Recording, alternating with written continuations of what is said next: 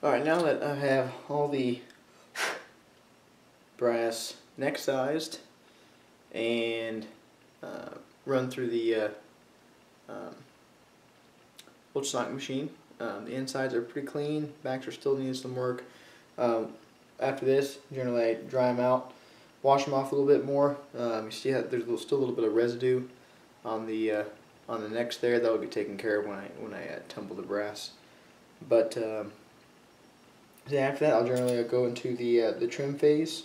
Now for this, what I'm using is the Frankfurt Arsenal case trim and prep center. It's got three rotating gears on here.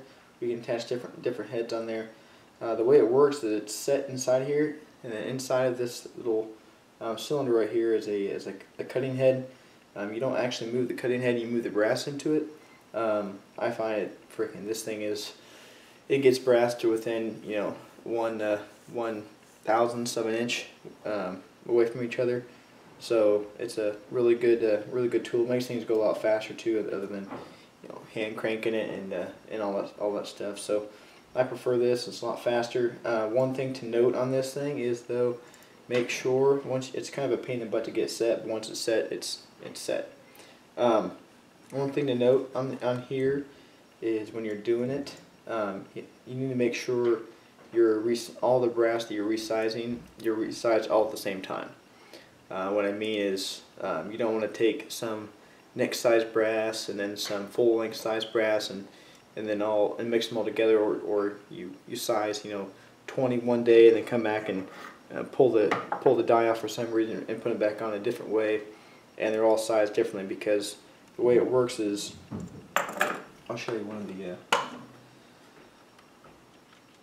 of the little collet kind of things. You got this little donut kind of shaped thing, and basically what happens is you're putting it in there and it's resting on the shoulder right there.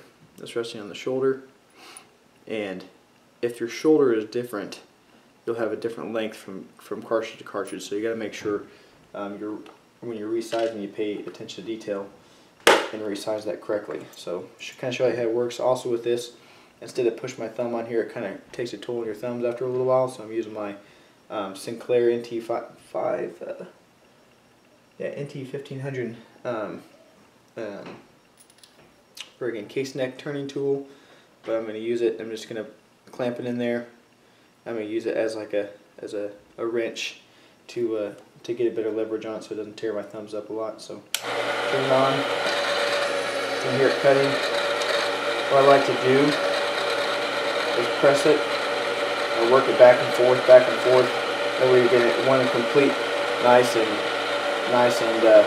even cut on there. Chamfer it, deburr it, and it's good to go. I set this already before I started, but let's check and make sure. Using a Frankfurt Arsenal micrometer. Set it up here. I'm trimming for the 6.5 Creedmoor brass. I'm trimming right to 1910. So 1.911, and I got it. So I'm at 1.911. I think the max, this is like 1.920, something like that. So I like to trim it like 10 thousandths shorter, so that I don't have to trim the brass every single time. So, and I'll do this for every single one of them. Run it through, chamfer, deburr, and I'll go on like that. Now the reason why I like to trim brass after I pull them on the ultrasonic instead of tumbling them or tumbling even before I start the whole process of resizing.